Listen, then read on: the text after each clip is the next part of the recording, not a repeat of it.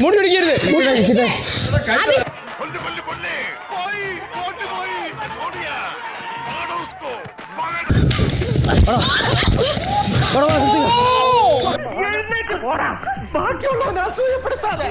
Team Den ഈ ടാസ്കിൽ വിജയിച്ച് 2 പോയിന്റ് കരസ്ഥമാക്കിയിരിക്കുന്നു.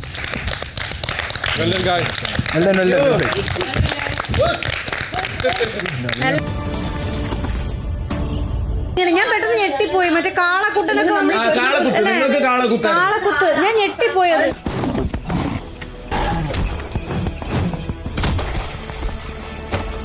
പക്ഷെ അവൻ ഭയങ്കര ഫിസിക്കലായിരുന്നു. അത്രയും ഫിസിക്കലാവരുത്. അല്ല, നിങ്ങളും ഫിസിക്കൽ തന്നെയായിരുന്നു.